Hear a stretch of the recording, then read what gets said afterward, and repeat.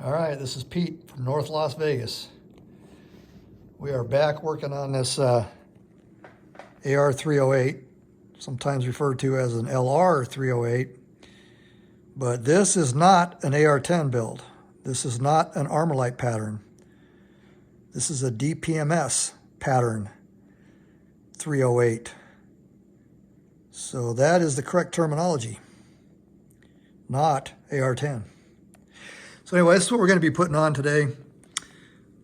You can see that the box says Type 1. There's also a Type 2. And the Type 1 fits your standard AR-15 and has a similar dimension as your AR-15.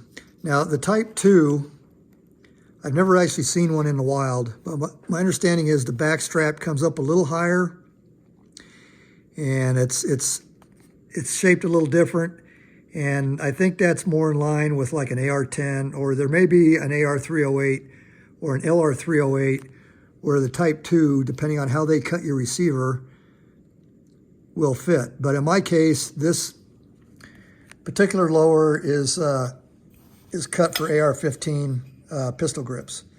So that's why we went with the Type 1. Getting ready to put a little grease on this tensioning lug, this nylon tip tensioning lug. And I got to be a little careful about how much I show because we'll get censored. So I'll put a little grease on that, put it in. And then what I'm going to do is put the top half on and adjust it to where it just touches the bottom lug. And then I'll back it off about half a turn. And this receiver fit between the lower and the upper is very, very snug. It's a very well machined tight fit, which I'll show you here in just a second. Okay, so I got the lug in there, but it's not adjusted against the lug. I'm gonna try to do this one-handed. Don't know how well I'm gonna do, but there is like, I'm trying to rock this back and forth, and there is just like virtually no movement at all. And so I don't really need that tensioning lug right now, but I'm just gonna snug it up to where it just barely touches that lug. And if there's any slop at all in there, it's gonna be gone. Okay, so on the New Frontier Armory, both of the takedown and the selector switch spring and detents are mounted from the bottom of the receiver. On AR-15s, your takedown is back here. So I don't know if all 308s or LR308s do this. Some of the 308 platforms may still run it into the back, but that's how this New Frontier Armory is. So we're going to get that all put together.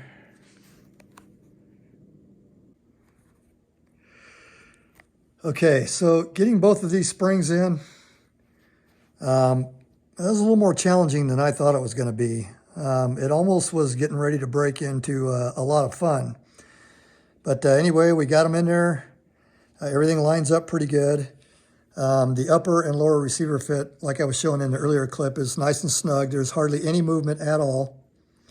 So we're good there. And like I said, because of that tensioning lug, if this does ever get enough slop in it to where I'm not happy with it, I can just adjust that tensioning lug, and we're good. So far, so good. Okay, I know some of you are thinking, hey, where's the trigger? You put the selector in? How are you going to get your trigger in? Well, I ordered a Wilson Combat trigger, and the back tang that the selector switch operates on top of is spring-loaded.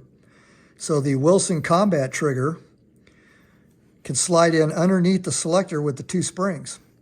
So you don't have to take all this apart to either put a trigger in or remove the trigger. So anyway, that should be showing up here pretty soon.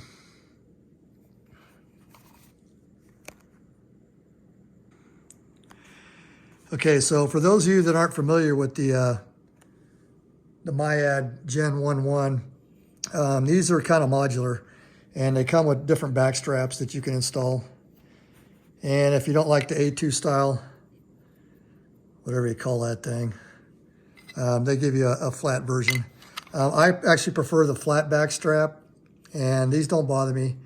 I just go ahead and put them on.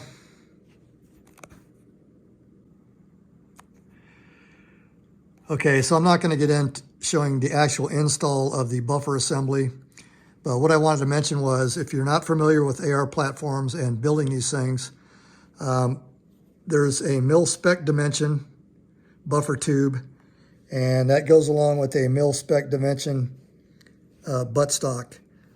These come in commercial spec, and you can also get these in commercial spec. But if you get these mixed up, you're going to have some fitment issues.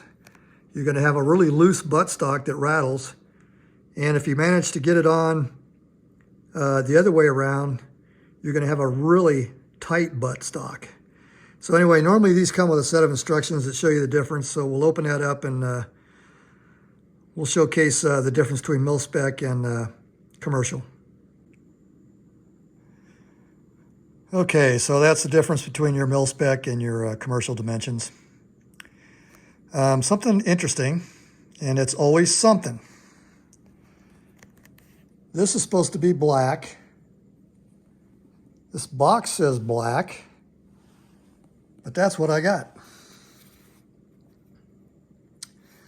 I took a look inside here. Everything looks brand new. This has never been on a buffer before. There's no wear marks on the springs or anything inside there. So that's brand new. I don't know. I bet you'd have to pay extra for that if you ordered one like that. I think I'm just going to keep it. Okay, so as you saw by the buttstock, I'm going with the carbine setup. Now the AR308 uses the same buffer tube as an AR-15. Same castle nut, same M plate. What's different on the 308 is this buffer is about, I don't know, a ½ inch shorter than a standard AR-15 carbine buffer. I think this is 3.5 or 3.6 ounces. And the 308 should use its own 308 specific spring. So the spring and the buffer 308, and all this is interchangeable with an AR-15. So let's get this all spun together. Okay, so everything went together. Everything's feels like it's in spec. All the pins are snug. Everything fit really good on this New Frontier Armory lower receiver. So no issues with the receiver itself. I'm not sure about this buttstock. My wife said it looks like what you see on kids' pajamas. I think that's a good analogy. Anyway, thanks for watching. Pete in North Las Vegas. Over and out.